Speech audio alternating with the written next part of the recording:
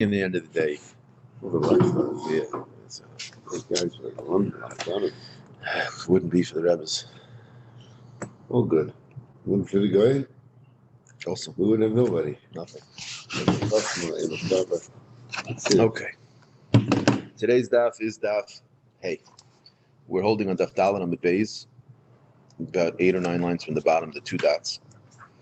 Just briefly, a reminder of what we were discussing until now. We're discussing Masechta Moed Kattan is about the halachas of Chol HaMoed, and we had discussed in the Mishnah that Chol HaMoed malacha is aser, the Rabbanim, the Reis, whatever the opinion is. It's a real malacha. Right. Now, however, even though it's a serious malacha, the rabbis, whether because they decreed the malacha to begin with, or because it's the understanding that min haTorah, they have certain power to define what the malacha is. Regardless, the rabbis came along and explained that there are a handful of exceptions when the malacha is not going to apply. We had spent the last day and a half or so talking about davar ha'avid, when there's a hefsid moment, when there's a loss, a financial loss by not doing the malacha. The rabbis understood that there it's going to be mutter. And without saying deep law, this just a very basic idea is if you understand that the entire point of the Isser Malacha and Chol HaMoed is in order as a kavod liyantiv, to be able to be besimcha on the yantiv. If a person is sitting and thinking about, well, if I don't, water my field, I'm not going to have parnasa, then it's a major issue. That now, why don't we say that by Yantiv? Why don't we say that by Shabbos? Why don't we say, well, hey, I really like my Netflix show. Why can't I? That's my Yonik Shabbos, right? So the teretz is that the way, whether you learn it's derabbanan or you learn it's deraisa, it's clear that it was given to the Chachamim to sort of protect the kedusha of Chol HaMoed, in that their entire purpose in making there be a path through Chol HaMoed was in order to be mechazik a person to serve properly on Chol HaMoed as a kavod liyantiv.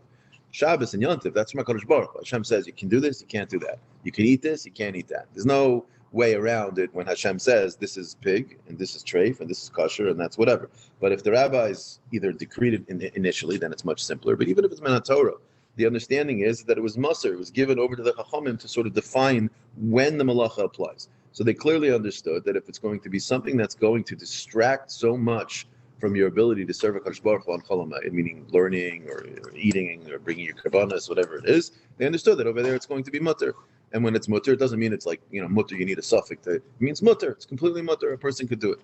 They did say, and we learned in the Gemara before, that obviously there still is a responsibility to be mechabed the yantiv. So that does not mean that if you're going to have akmas nefesh in such a unique way, because you happen to need to, build a foundation for your house, that's not going to fly. Meaning, if it's a bezayin to yantiv, it's a tircha yisera, you're doing so much work that you're really almost like spitting on yantiv a little bit. That already the rabbi said that's a problem, and then it'll be usher, and it could very well be that it might even be usher min haTorah. Because if you hold like the Shittas Rishonim that malacha is aser, whenever it's not mutter, it's aser. When it's aser min haTorah. It seems we also have a different definition of malacha. I don't know if people say this. Meaning, does anyone say on Chol HaMoed you can't push a light switch? So it's discussed. Yeah. So what you're touching on, I think, is very true. The poskim seem to deal with what malacha is mutter and aser on Chol HaMoed. Everything is novea from the starting point of lamitas malachos. That seems clear. It's just the tircha, how much of a role that plays. So it is a machlokas haposkim. Machlokas rishonim, machlokas haposkim. What's the halacha? And I'm not going to go through this because I don't really have a good handle on it. What's the halacha about malacha that has absolutely no tircha? And if anything is enjoyable. Yeah, right. Meaning it could be there. Some poskim will say completely mutter, and maybe if it's not only and once it's mutter, if it's going to enhance your simchas yantiv, you would have a mitzvah to do it. And then the opposite of that would be, the diametric opposite would be, well, no, that's malacha, it's aser, and therefore you can't do it because, let's say, it's not a davar ha'avid or whatever it is. So that's a discussion in the poskim that I don't have good, clear sense of halach l'mais. I don't want to say. But the point with the hagdama that I'm giving here is, for those who are, touching on the Masechta for the first time here, is how we're going to continue with the Gemara. So it said in the Mishnah that you cannot dig a new trench, right? Amasamayim, it said in the Mishnah. Why? Because even though it's a davar ha'avod, that act is considered a tircha yisera. And like we're saying, even though when something's a hefsid, it's going to be mutter, but if it's an extra level of tircha, the word I would think of is if it's particularly strenuous, then there's a problem. So the Gemara then says, however, in the Mishnah, that if it's mikulkalin, if it's rather not that you're digging a brand new one, but you're just fixing an old one, it says in the Mishnah it's mutter. So let's look at the two dots. It said in the Mishnah, umisakna nesa mikulkalos b'mayid. Ask the Gemara, my mikulkalos. What does it mean when it says in the Mishnah that it's broken? Meaning, what are we talking about? Where you're taking something that was once working, it's now not working, but you could bring it back. When is it mutter? And when is it mutter versus digging a brand new one to begin with? So the Gemara says like this: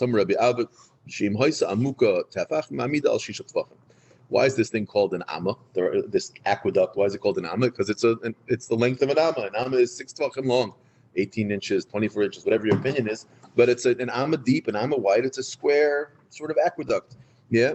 So if it's normally 6 tvachim deep and now it's only 1 tefach deep, and how did it get that way? Because schmutz came in and leaves and dirt and whatever it is. You now need to go dig it back out to make it back up to 6 tvachim. That's what's mutter. How do we know it's not a 5 tvachim amma? Meaning, apparently, the aqueduct, and every aqueduct's going to be different depending upon where it comes from the reservoir. Let's say, I don't know, it's a good question, but whatever it is, it's a 6 tvachim amma. Now, sometimes it's 5. No, it's good. You'll see in a second. It is a good question. Yep. So now Gemara says, so that's the answer. We know the ratio is if it's normally 6 tvachim and it's currently 1 tefach, a 6 to 1 you could fix. More than that, not. Less than that, yeah. Let's see exactly what it goes. So Gemara says like this: Pshita, it's pasha to me that chati tefach al shlosha tefachim, which is the same ratio of a half to 3. It's the same thing as 1 to 6. It's pasha that that's going to be usher. Why? Why is that usher? Here's the machlokes Moshe, but I'll say pasha is because even when you get to 3 tvachim doesn't do you anything. It's not going to help you. Given the law of Ramaya. Yeah.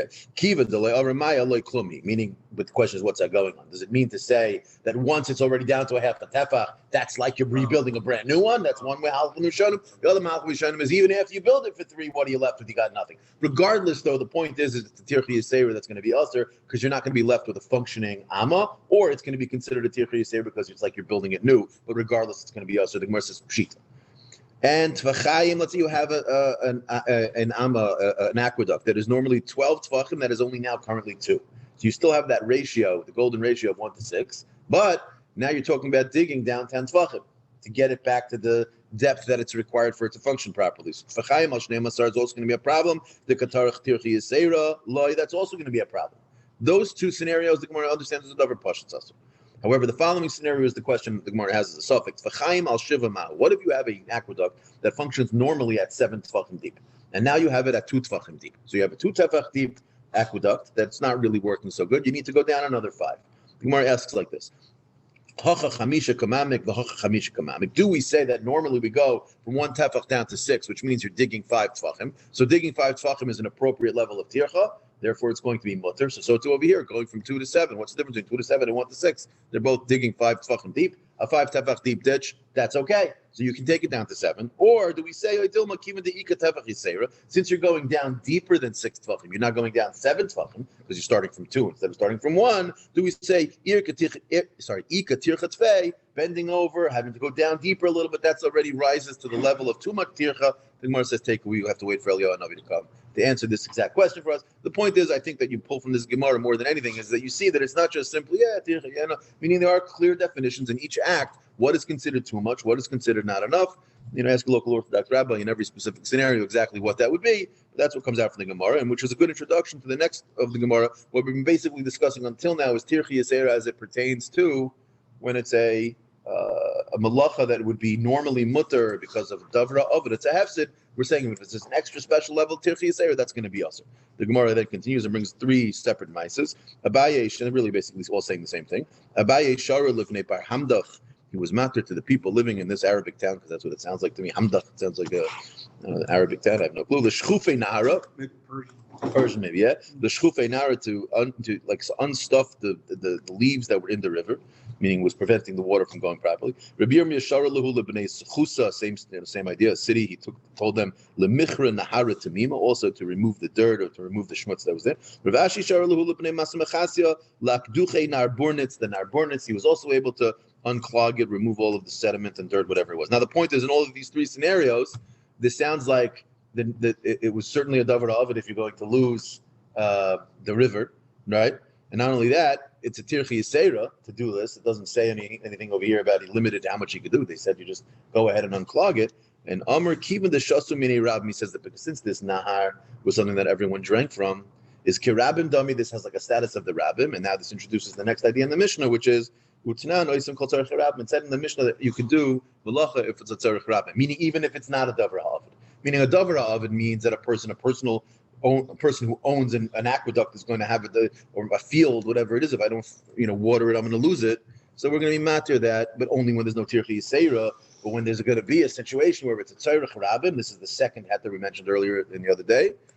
Tzarech rabbim, it seems that tirchi yisera is going to be mutter. Meaning even though tirchi yisera is aser, when it's a hefsid moment, when it comes to a tzarech rabbim, if it's for a communal need, and again, going back to the idea of what is the Isser Malacha on Chol Hamoed. Again, just keeping this very pashut, lumdus for the Balabas over here. What is the Isser Malacha on Chol Hamoed? The Isser Malacha is make sure that you're Mechabed Yantiv properly, that you don't have a Hesach Hadas from being able to be Oived HaKadosh Baruch Hu on Chol Hamoed. You want to learn a little Torah, you have to bring your Karbanos. But if the whole community doesn't have water to drink, then you got to do what you got to do to make sure the community has water to drink. So if the river is not flowing properly, and either the water's dirty or there's just not enough water to provide people with what to drink, the Tzarech HaRabim, even the Tirchi Yisera is going to be mutter, because obviously there. You have to be sure for Achila, Tirchi Yisera is mutter. So that would be Tzarech HaMoed, right? Exactly. And here we're saying Tzarech HaRabim and Tirchi Yisera. So what I'm just saying now that those two have the exact same din. When it comes to Tirchi Yisera, is that's the case. There is a machlekes harishonim whether we'll say that even if it's a Maisa Umen. I mean, that's another conversation. I don't want to complicate matters. It's not really in our Gemara, but do we say that you can only do these things when it's, doesn't require a professional thing, or even if it requires professional, that's a conversation for off the dot. Let's continue the Gemara 2 dots. And once we're discussing Tzarech Rabbim, so what does the Mishnah say? The Mishnah says the following: I do think it's kedai to just take a quick look back at the Mishnah to read the last, because the first half of today's daf is really dealing with those inyanim. So if you look back in the Mishnah, it's 1, 2, 3, 4, 5 lines on the bottom of the Mishnah. It says, you can fix, I'm going to use a fancy English word here, the cisterns of water that are in the Rishus Harabim. Try to imagine they didn't have Poland Spring back in the day, so they had, sort of like a reservoir of water that people would go by to take their water from to be able to drink, right? They needed drinking water. So this was a very important thing people needed. If you didn't have drinking water, you can't function, right? So they would have this in the middle over there. And the halacha was you were allowed to fix it. If for whatever reason it wasn't kicking out any water, you can go ahead and fix it, which is definitely a malacha, whatever the malacha is. So you can clean it, meaning also clean it from sediment or whatever it is, whether that's boat or whatever the malacha that we're discussing over here, you're allowed to do it. When misakling as hadrachim, you could fix the roads. You can pour, what's it called? Asphalt over there. What's the black stuff? Yeah. Vesa rechovos, and also the roads. Ves mikvah samayim as well. Whatever mikvah samayim here means, whether it means you can clean the showers, you can clean the bathhouses, whatever it is. V'oisim kol tzarchei rab. Not only that, you could do all tzarchei rab. It's going to be mutter. And then we'll see over here also mitzainin as hakvaros. You could put a tombstone on the places where people were buried. We'll get to that in a minute. And even v'yotzin afal climb. You can even go out for climb. Okay. So the Mishnah says that for tzarchei rabbim, it seems you're allowed to do all of these things. And the pashtus is these are tirchei seiras. There's no question about it. Patching a pothole is not a simple avodah. It might even be a ma'aser umin. It could be. So we'll see in the Gemara exactly what's going on. The Gemara makes a gevaldik diuk, and I want to just point out over here, but we're about to have a Gemara now that's going to sound as we read it like a difficult cheshbon.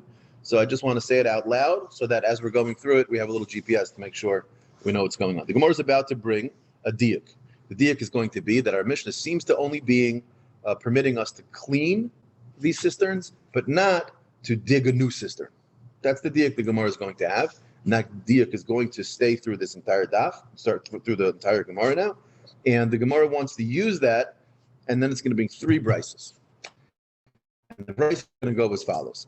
Brisa number 1 is going to imply that you cannot dig, which seems to fit with our Mishnah. The Gemara wants to prove that there's going to be a statement from Rabbi Yochanan who says that the din of our Mishnah is only true when it's not a true tzarech harabim, but rather it's servicing the rabbim, but the rabbim don't mamish need it right now. There's like 2 levels, because if they did, then even digging a brand new one. Tzarech harabim in the Mishnah is maybe even including chafir, the Gemara is going to say. So we'll get to that. So there's a statement Rabbi Yochanan is going to tell us that you can dig it even brand new, a brand new one, if it's a true tzarech harabim. But if it's not a true tzarech harabim and it's just a communal source of water, but even if it wasn't working, the community would survive. Then it would be only mutter to fix it, but not mutter to completely make a new one. So the Gemara then brings three brises. Brisa number one is going to be mashma that you can't do it for a rabbin. Brisa number two is going to be mashma that you can't even clean it for a yachid. And brisa number three is going to be mashma that you can dig it. You could do a new one for a rabbin. So we're going to have to sort of work out these three brises and the Mishnah, how to fit it all, and then on top of that, how to fit it with Rabbi Yochanan. Okay? So in the end of the day, what we're going to be saying is brisa one is going to be a stira with brisa two for the yachid, and brisa one is going to be a stira with brisa three for the rabbin.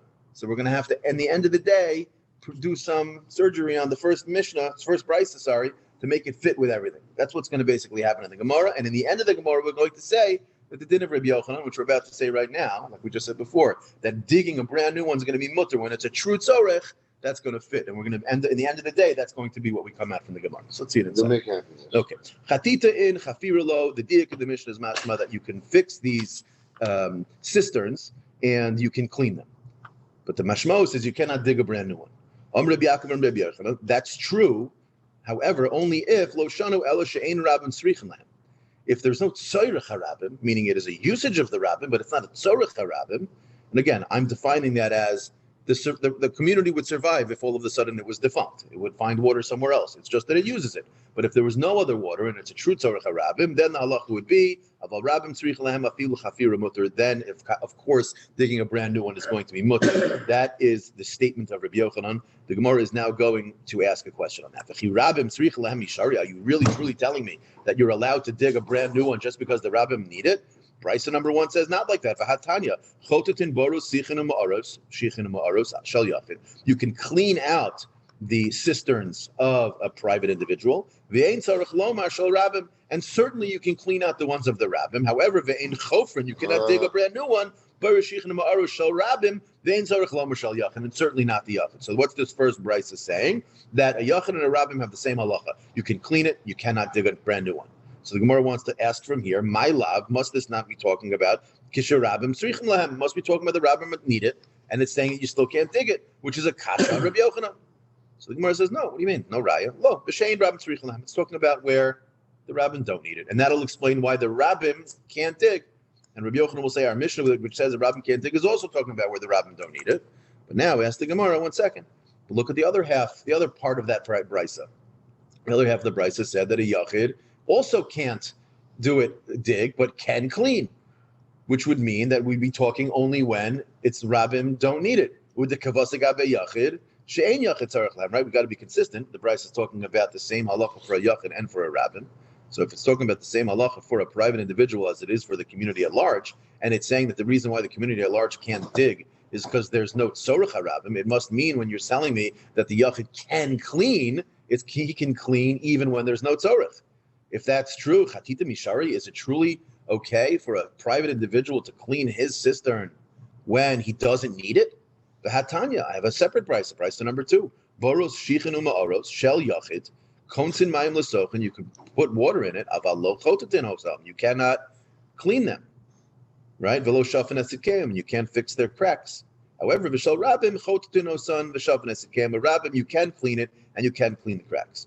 So now, what's the point? What's the question? Now, if you tell me that the above brisa, the first brisa that we brought, is talking about where there's a tzorech harabim, and that's the reason why over there the yachid was mutter to clean, I'll tell you that this brisa that tells you that a yachid can't clean is when it's shlo tzorech harabim. Sorry, shlo tzorech hayachid. There's no tzorech, and it'll make sense. But now that you've painted yourself into a corner in the first brisa by telling me that brisa must be talking about where there's no tzorech, and therefore, since there's no tzorech, that's how you explain the rabbim, you created another problem with the yachid, because now it's a steer to the second brisa. So brisa number one is a problem with brisa number two, binogea, the halacha of a yachid, because now they're both talking about where there's no tzorech. If there's no tzorech, then either it's mutter, chatita cleaning, it's mutter rasa. Elamai, what are you going to say? You'll answer this second brisa by saying, no, it is talking about where there's tzorech. And the reason why it's mutter in this second, other way around. The reason why in the second brisa it's usher for a yachid to clean it because there's no tzorech, right? And that'll make sense then that the rabbim can clean it, but they can't dig it. That brisa will fit. But now you're going to have to say that the first brisa is talking about where there was the tzorech, and that'll be the reason why a yachid can clean it. You have the first, right? Then what are we saying? Then chafira, why is chafira Aser. It should be mutter according to Rabbi Yochanan, and not only that, forget Rabbi Yochanan, I have a brisa that's mashma, it's mutter. Ve'elamai b'sheyachid sarach lahem u'tkavasig abi rabim b'sherabim tzricha lahem, that the rabbim need it. So then the question is, why is chafira aser? Chafira mi aser, it should be mutter. Meaning not only like Rabbi Yochanan saying, but I have a third brisa that's clearly mashma, chafira is going to be mutter. V'hatanya baro shichra me'ara shel yachid koitzim mayim l'sochen v'chotet nosan, and here the gears to change. We take out the next words of alo, and we say the words v'shafen esid kayen. We take out the next words v'lochoten osach, and we say v'losaden osan b'sid. All right, so I'm just going to read that again properly. V'hatanya bora shichna ma'aro shal yachid konsin mayim l'sochan v'choten osan v'shafen esid kayen. You could do all of those things. However, you cannot do v'losaden osan b'sid. You can't seal them with like a lime, right? That's maybe too much malacha. V'shal rabim chofrin osan v'saden osan b'sid. So this third brisa is distinguishing between a private and a public, that a private person cannot dig but can clean, and a rabbim can not only clean but can even dig a brand new one. So here you see that the rabbim can do it even by digging a new one. So obviously that'll have to be talking about where there's a tzorach harabim. So if you tell me that when there's a tzorach harabim it's mutter, and 2 seconds ago you told me that brisa number 1 is where there's a tzorach harabim, and even when there's a tzorach harabim you can't dig a new one. So now I have a stira from brisa 1 to brisa 3. So effectively what we just said was brisa 1 is either a stira with brisa 2 in the individual, or it's a stira in brisa 3 with the rabbim. Right? Because if we're going to say that it's one, the brisa number 1 is talking about a tzorich, then why is it going to be usher to dig a brand new one for a rabbim? And if you're telling me it's shalol tzorich, then why is it going to be usher for a yachid to clean? Right. Okay. So Gemara says, so you see this first brisa clearly doesn't work with at least one of these two brises. So the Gemara says tritzachi. We obviously have to do some patchwork in the first brisa. We're going to restate what's really being stated in that first brisa, and after we do that, hakol ola b'kana echad, we're going to see everything fits. Meaning, and what we're going to see is that the halacha is that for a yachid, if there's no tzorech, you can't do anything. Can't clean, can't dig, can't do anything. And certainly he can't, but if he has a tzorech, then he can clean. And a rabbim, even without a tzorech, he can clean. With a tzorech, he can dig. That's going to be the halacha. And we're going to fit it with both brises like this. Tritzachi. Chotetin boros shel yachid. You can clean a cistern that belongs to a private individual. B'sheyachid tzarech lahem, when there's a tzorech. The ein tzorech lomer b'shel rabbim, certainly he can clean one when it's a public one, because kisherabim tzarich lahem de'afilu chafira mutter, because if that's the case, even digging's mutter, right? The ein chofrin barashichna or shel rabbim, you cannot dig a brand new one for the rabbim when b'shein rabbim tzarich lahem. However, and for sure, vein tzarech lomar shel yachid d'chiein yachid tzarech lahem afilu chatita nami yaser. Even cleaning it's aser. So, like I just explained, we line everything up, and now all of a sudden the brises work good. The first brisa, which says that a yachid and a rabbin both cannot dig a brand new one, but they can clean. That's talking about which there's a tzorech. That fits good. The second brisa that says that a yachid cannot clean, and a rabbin is only allowed to clean but cannot dig, is also talking about what shalol tzorech. And the third brisa that said a yachid can clean and a rabbim can dig, that's talking about where there is a tzorech. And everything's ola l'kana echad with Rabbi Yochanan, and it works good. And Amar Ravashi masnisa namideka, even better. Now our Mishnah is also a raya that like that. What's the raya from our Mishnah? The Tani, what does it say in our Mishnah? It says osin kol tzorchei rabbim, which really wasn't adding anything. We listed a whole bunch of things. Then it said, we know that generally speaking, the Mishnah is trying not to add anything extra. If there's a hakol, if there's a statement of this include, and this all includes the following. What's the kol coming to tell me? Lavla asuri chafira is not teaching me this halacha specifically. The Mishnah didn't mention anything about digging a new one. Maybe this hakol is coming to teach me that when there's a tzorech harabim mamish, then you could even dig a new one. Gemara says, no, maybe not. It's lasuye the following. It's coming to teach me the following halacha, the following brisa, where it's going to list off a whole bunch of things that are tzarich rabbim that are not mentioned in the Mishnah.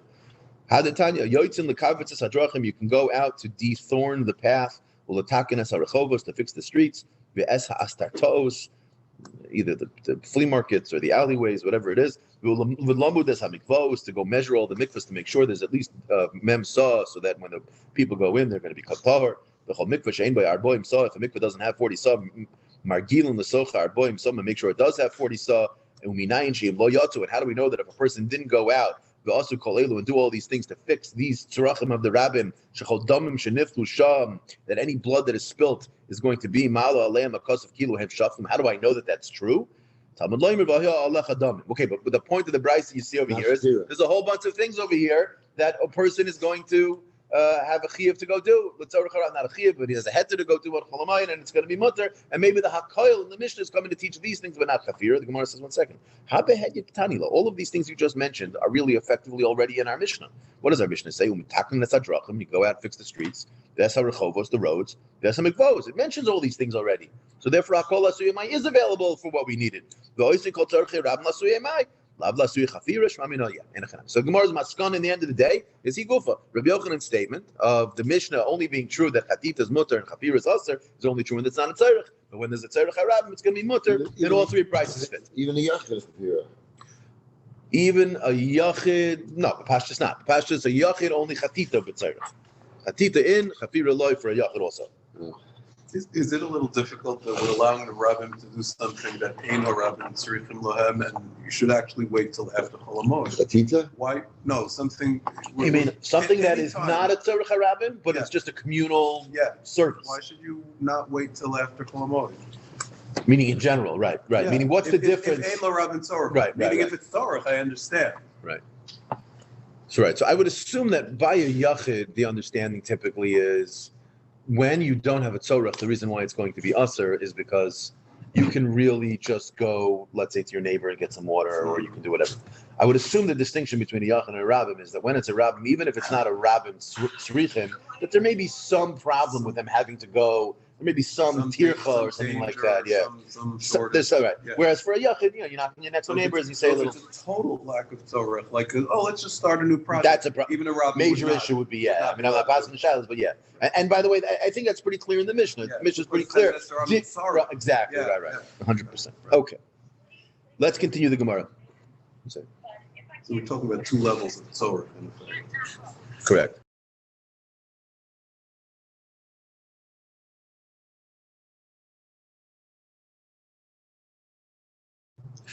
Okay, so now we're holding by the two dots. From here till we flip over, we're going to be discussing the halacha of tzion, what we refer to as a matzeva, right? We put a matzeva on when someone buries a dead body, never someone passes away.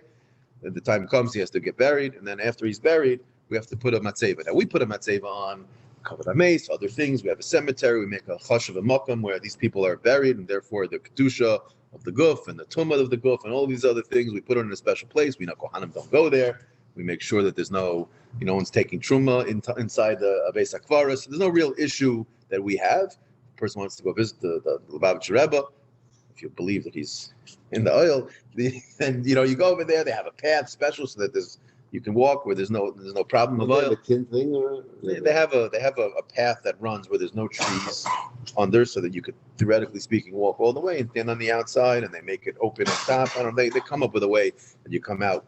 Halacha l'maisa that it's not a problem. I'm not passing that child. But the point is that we set up a cemetery in such a way where for kohanim it's not an issue. Meaning they're not supposed to go inside, but we set it up in such a way where the kohanim walking down the street don't have to worry that they're walking over dead bodies under the ground.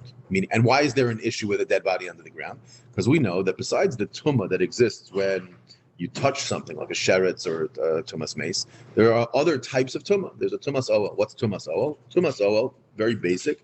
I try to think of it the way I think of a house that needs to be fumigated. If it has like pest problems, so you put the fumigation bomb in, and everything inside that house gets covered with that chemical. I try to think of it. So if you have a body inside a home, and the home is roofed, where it's a contained unit, certain size requirements, the understanding is that the tumah that emanates from that dead body goes everywhere. Except if you have a skylight. Yeah, if it goes up, it's a different story, right? And kineged, there's complicated halachas and mesechta. Door open, how many doors, if you know where the body's going. There's a lot of complicated halachas. I'm going to try to keep it simple here. Here we're going to say that there are two basic halachas that are relevant to us here. One is if the mace is inside of a home, a room, an ohel of any type, and you're inside it, or kalim that you own are inside it, food that you have are inside it, then that all becomes tamei.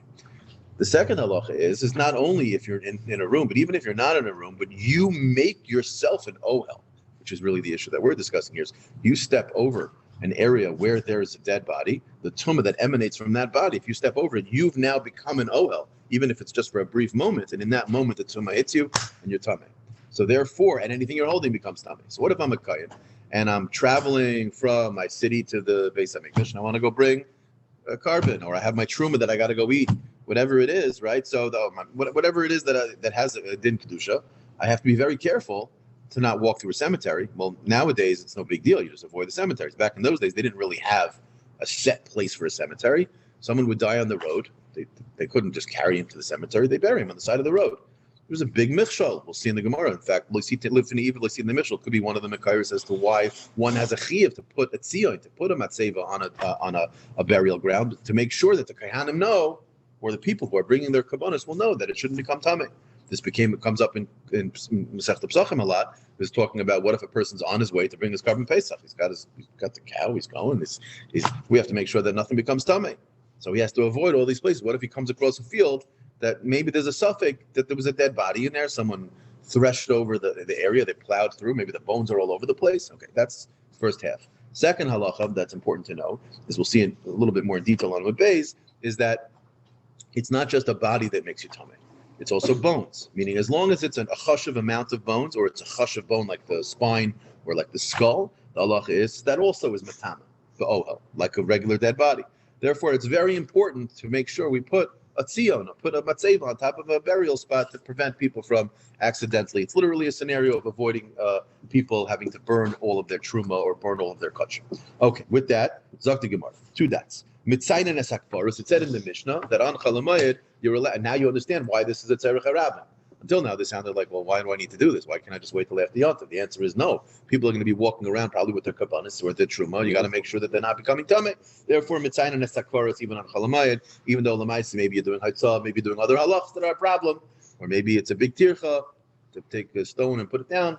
The halach is it's mutter because of the tzarech harabim. Zakti Gemara, Amar Shimon Pazi. The rem is letzion kvaris men atayra minayin.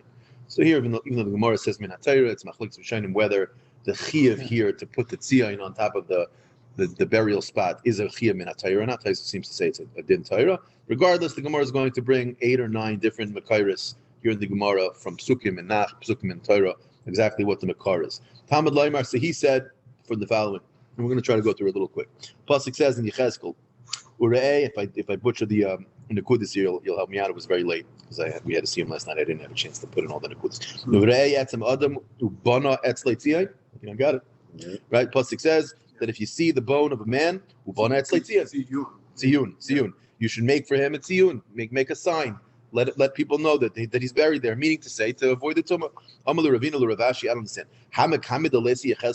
What you bring me a pasuk from Yechezkel until the point Yechezkel said that pasuk, people weren't putting tziyun and people weren't putting a gravestone on top of a burial spot. He says to him, Ulatamech, and according to you, Hadam Rav Chizda, following that Rav Chizda said, Moshe Rabbeinu Lamanu but the Yechezkel and Buzi Lamanu, the following we didn't learn from Moshe. It's not in the Torah, rather it's in Yechezkel. What was that? Called Benechar Arel Leiv Arel Basar Lo Yava El Hamikdashi. That the halacha is a kohen who is an Arel Leiv, meaning he went off the derech, or he's an Arel Basar, he doesn't have a bris. The halacha is Lo Yava El Mikdashi. There's a pasuk in Yechezkel. This pasuk is teaching me that he can't go in the Beis Hamikdash, can't do avodah. Are you telling me that before Yechezkel came along and told us that it was mutter for a kohen to do those things? That can't be.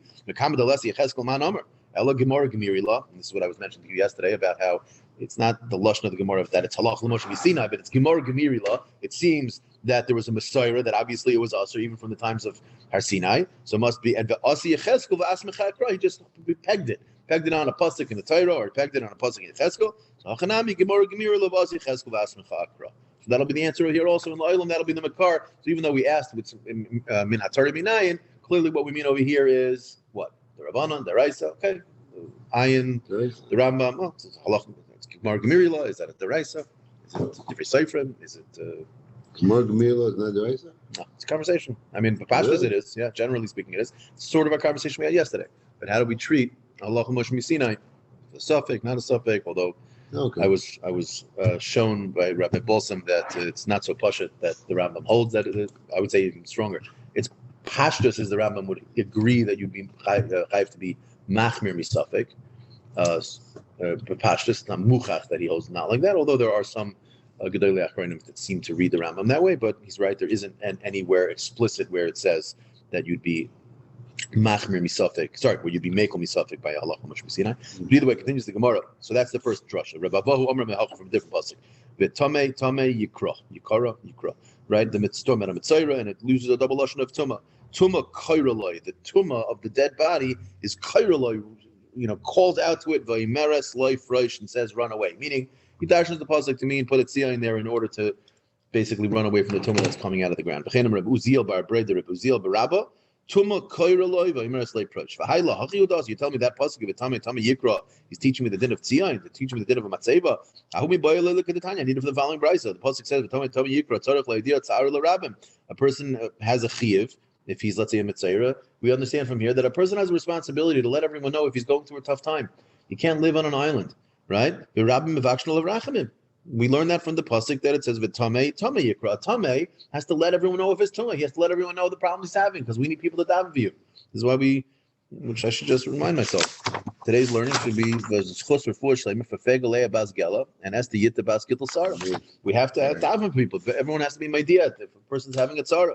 Because Lamais, in the end of the day, Klal Yisrael is all one guf, and we have to daven for each other. So that's what we learn from the pasuk. So it's not available to teach me that you have to put a matzeva.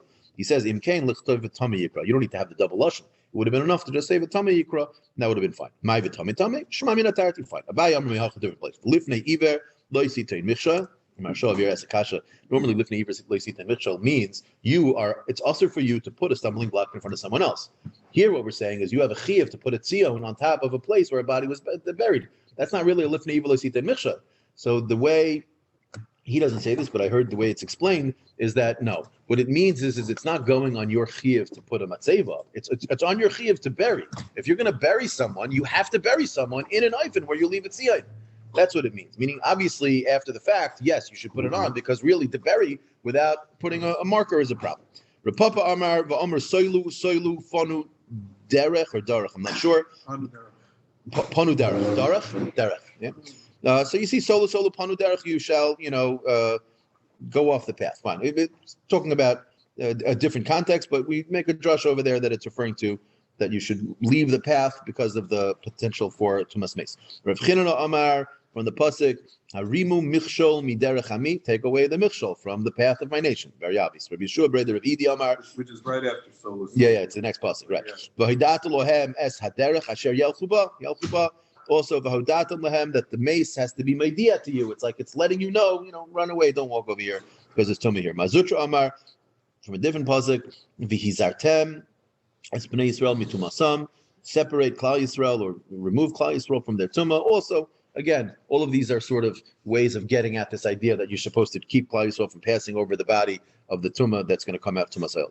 Rav Ashi Amar, the pasuk says, "Shmartem es mishmarti, also mishmeres lemishmarti." So mishmarti is referring to the guf that's in the ground. The mishmeres is referring to the tzion that one has to make to keep it from going there. Ravina Amar here, very interesting. It says the pasuk says, "V'som derech erenu b'yesh alikim," which literally would be v'som derech, a path is placed. Erenu b'yesh alikim they will see in the Yeshua of Hashem. Amri Yeshua ben Levi, which means kol hasam or chosav. A person makes a cheshbon hanefesh.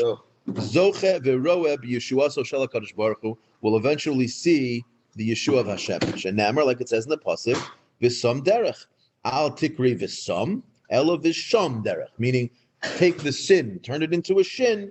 And therefore, some derech, place the derech becomes sham derech. Miloshin shuma. Shuma means to calculate or weigh or measure, meaning make a cheshbon hanefesh, and that's how he understands it, right? So v'sham derech eredu b'yesh alikim, a person who makes cheshbon hanefesh will ultimately see the Yeshua of HaKadosh Baruch Hu. Rabbi Yanai havilei hahu talmid. Rabbi Yanai had a certain Talmud.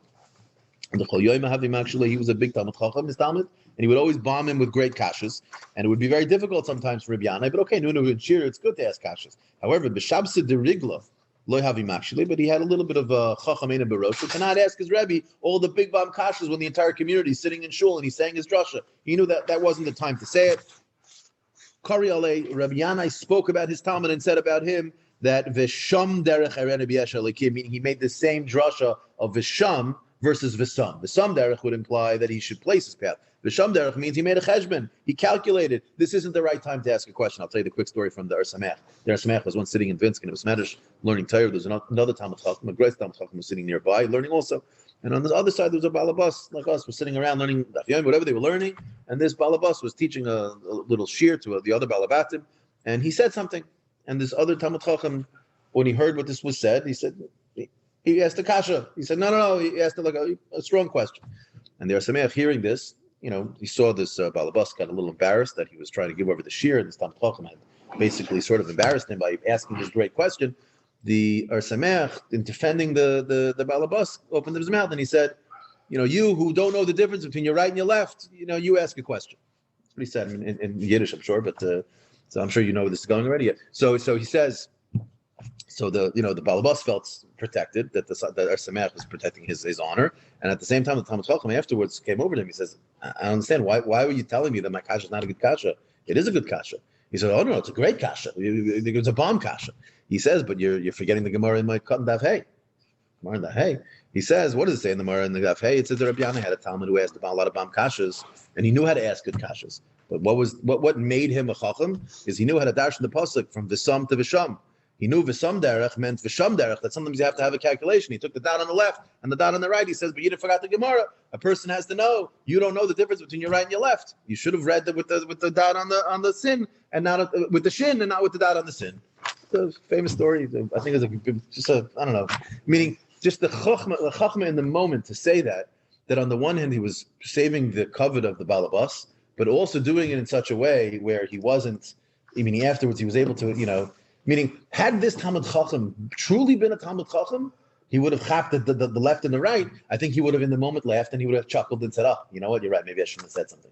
But instead, I think very smart. Either way, continues the Gemara. Okay, from here to the rest of the Gemara, we're going to be continuing the discussion of a tzion. We're going to be discussing a little bit more details of tumas oil, not complicated, but just we'll go through it. Tanar Rabban, Brisa says, "Ein mitzayin and lo al kazayis min hames." There is no need, the way Taisus explains, it doesn't mean it's also. There's no need to put a tzion unless lo al kazayis min hames. You don't have to use a tzion if it's a kazayis. Now that's not true. Normally a kazayis is tamei. Right? There's tumas oil by kazayis min hames. We'll see in a minute that you don't have to do that. Why? We'll get to it in a moment. V'lo al etzem kisa'ira, and as well if the bone is exactly a sa'ira, right? V'lo al davar she'ena matama ba'oil, and anything that's not matama ba'oil. So very obviously, if it's not matama ba'oil, you obviously don't need to put it tzion because there's no concern that people are going to walk past it. The other two we're going to see in a moment that is matama, but for some reason we don't have a requirement to put it tzion. Aval zakta brisa mitzayin ala shedra. If it's a shedra, a spine, that's going to always be matama ba'oil. You have to cover it with a matzeva. Ve'al kulgolos, a skull, same thing. Al roiv binyan ve'al roiv minyan hames, meaning either by volume or by count, meaning if it's the number of bones, or even if it's a smaller number of bones, but you have some big bones that in volume it adds up to more than a majority of the body, of the dead body, then that is also going to be matama tumas oil. Therefore, you need to put a matzeva on top of it. However, continues the Brisa, ve'ein mitzayin ala vados. We have no requirement to put a matzeva when the body that's buried, everyone knows it's there. Again, the whole point of the matzeva isn't for our reasons to have a pretty fancy thing. The reason is in order to let everyone know, hey, everyone be aware, there's a dead body here. Don't walk past here with your truma. But if everyone already knows it, you have no chiyuv to do it. However, if it's a question where you're not sure where it is exactly, you do have to put up a warning sign, which makes tons of sense. We'll go through each one of these three things at the end of the Gemara today. But let's just finish the Brisa. You shall not put the tzion right by the tumah, meaning you give people a little heads up. You don't put it right where the body is, because a person's got his wagon, he's coming through with his animals, he's got all his kalim. You got to give him a heads up that maybe 100 feet from here you're going to be coming upon a tumah. But shalom lahafsidas taharis, because we don't want him to actually not realize he's getting close, and all of a sudden he's already too far, and he's walking over the area before he even realizes that it's happening. And the same thing in the opposite, however. You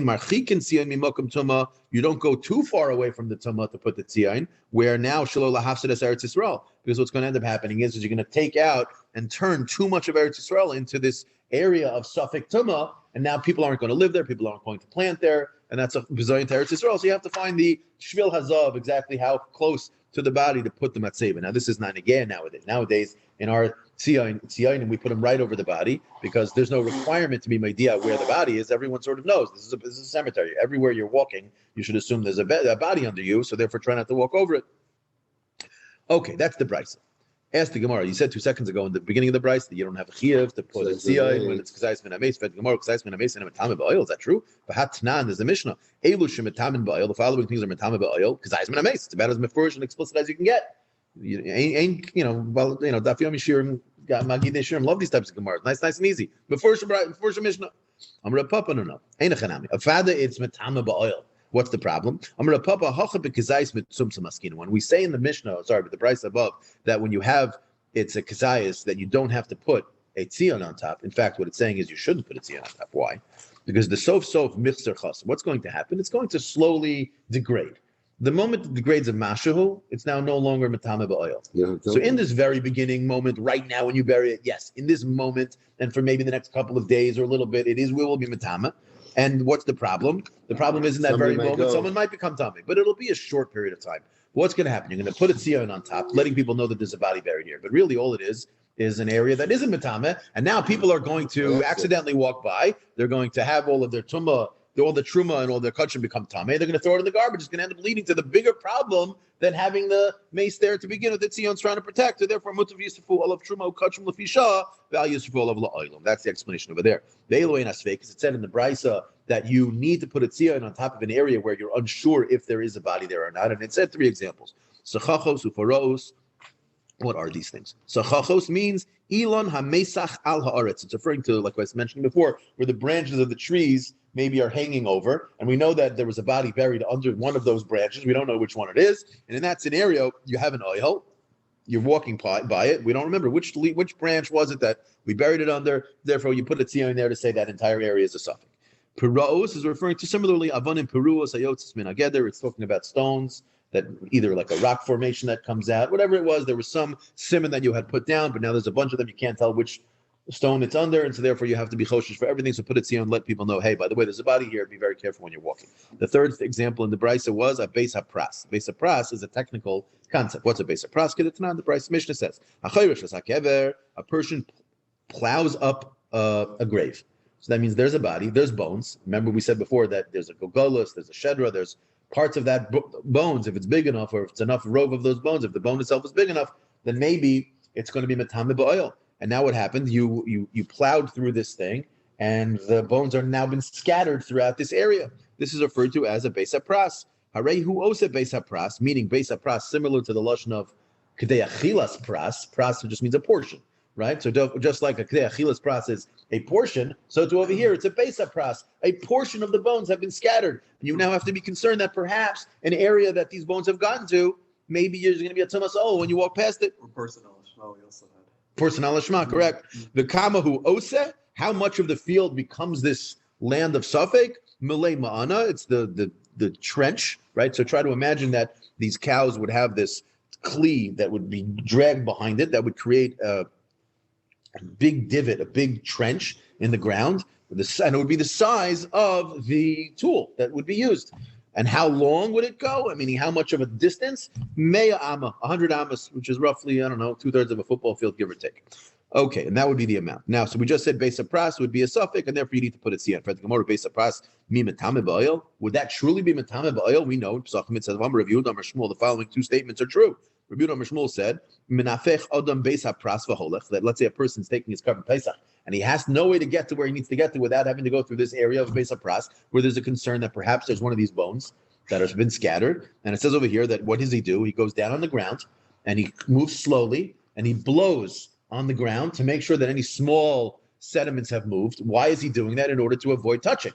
But it's not mashma that ohel's an issue. It's just a question of making sure that he doesn't actually touch one of the bones. The Rav Yehuda bar Ami Mishmei de Ula Amar, he says a different mahalach. He says beis hapras shenidash tahor. If you have a beis hapras, one of these fields where the bones have been scattered, if a lot of people have walked through there, maybe incorrectly, but a lot of people have walked through there, now we assume and all of those bones have disintegrated to the point of effectively being not there, you'd be allowed to walk through it. Now, if it's true that some of these bones have gone deep into the ground and maybe they're scattered around and there's a tumas oil, what does it help that you're either blowing them away or that people have walked through there? You have a problem with tumas oil. Tumas maga maybe not, but tumas oil you have. Elamai, what do you see? That you see that a beis hapras is not matame of tumas oil. So what are you telling me that I got to put a matzeva on top of this area that has all these bones scattered? Amr papa lo kasha kan besadesha avad bakever V'kan b'soda shenechrash b'kever. Meaning what? Meaning we could talk about something being a base of pras because there was a plowing through where all the bones have been scattered. And you're right. If that happens, you got nothing to be nervous about. Whereas if all we're talking about is there was a body buried here, we just don't know where. So now I have a field. I don't know where in this field. So there we say that perhaps you have to be concerned up to a certain Still distance. a base of pras? That's called the base of pras. Even only because you lost it. Yeah, and we'll see in a minute that even that's called a base of pras. V'soda she'avad ba changes the gears here. V'soda she'avad ba kever base of pras karilei. What you're asking? Yeah, and echanami v'hatanan here is b'nichusa, meaning. And I'll bring you a Mishnah that says that that's the case. Where shlosha base of pras, and there are three types of base of pras, meaning three types of scenarios where one has to be mesafik.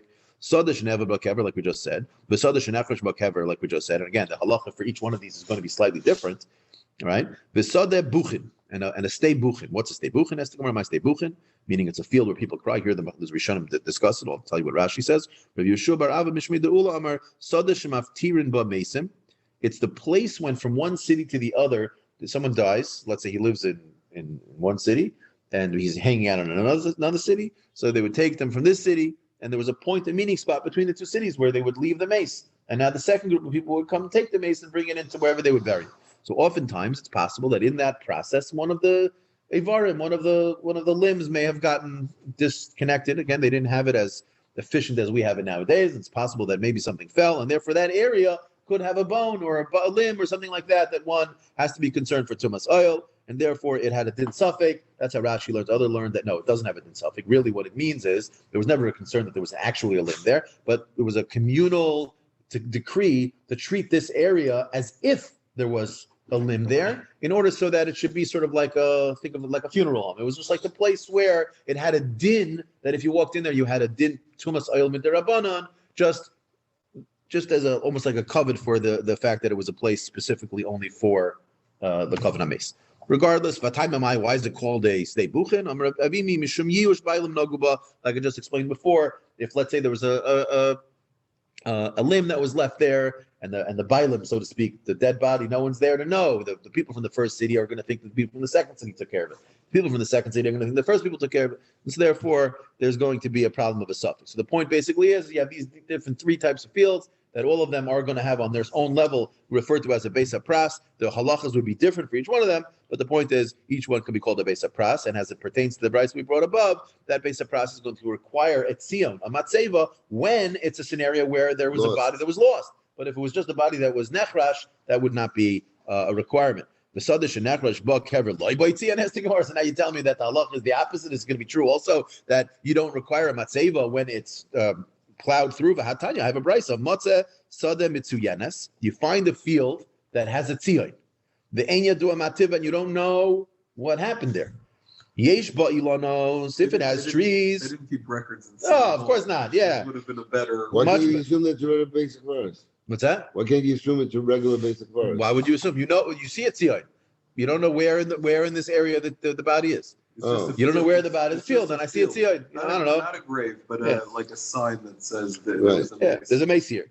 And now I have to know: is this a tzion of a body that had been nechrash, or is this a tzion of a body that had been nevad?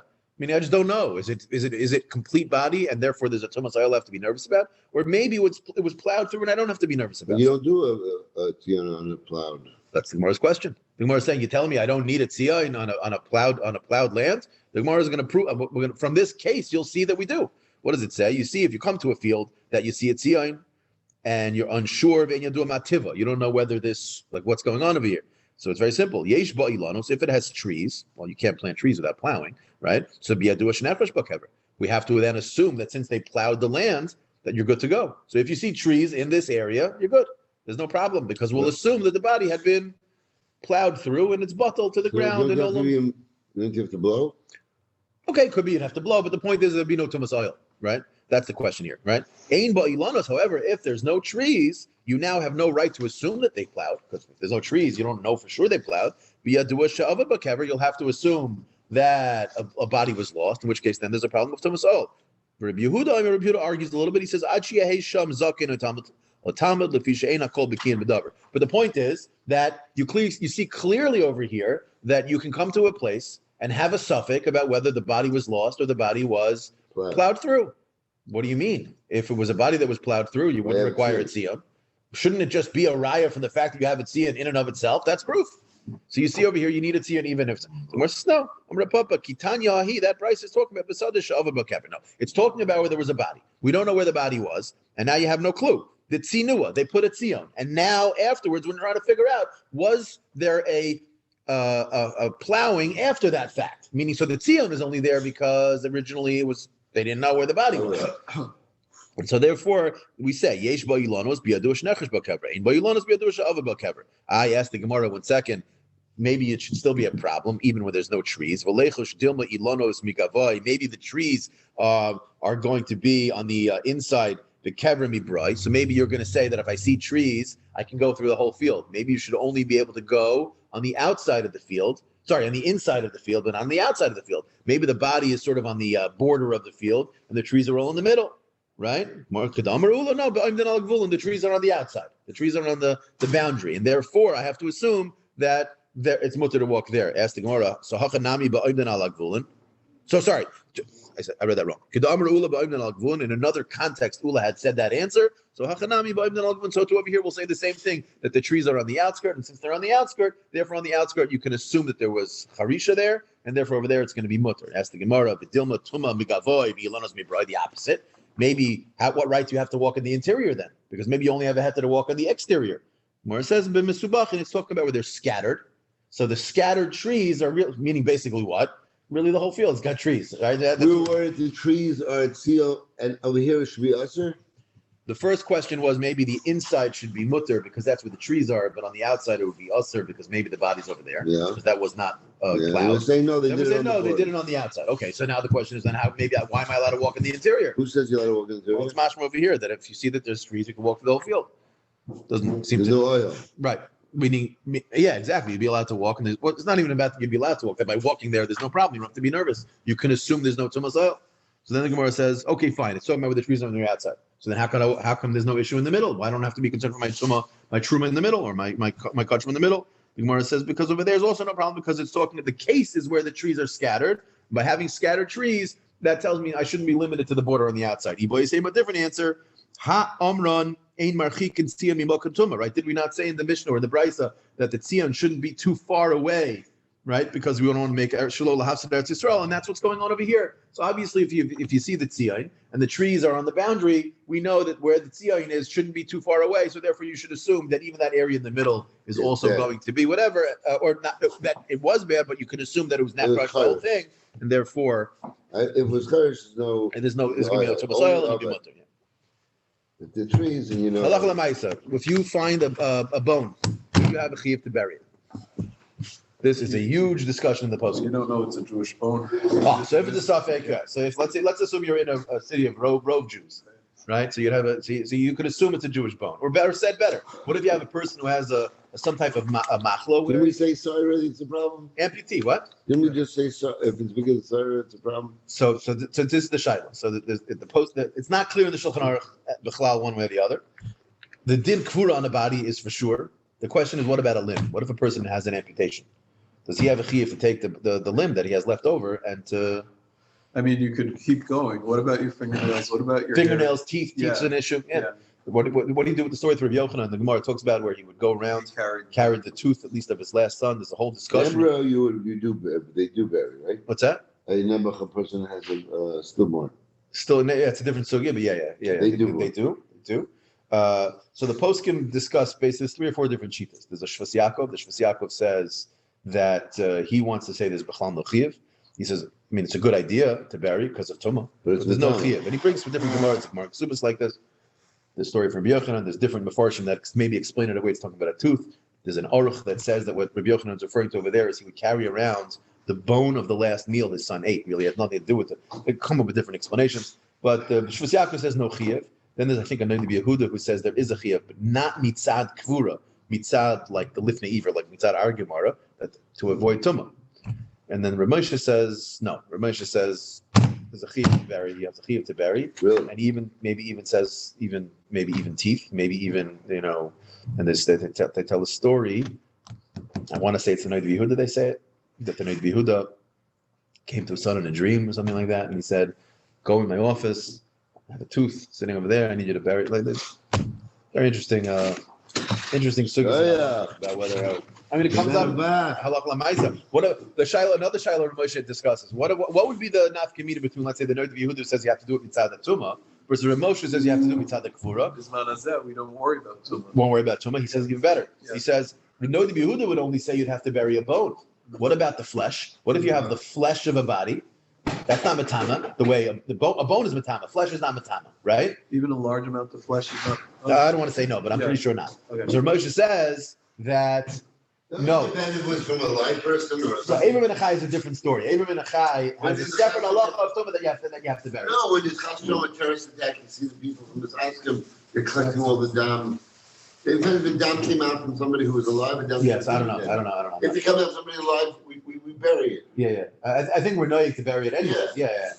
That could be Abram and Achai though. I mean, that could be Abram and Achai. I'm just saying that when the blood came, they were alive.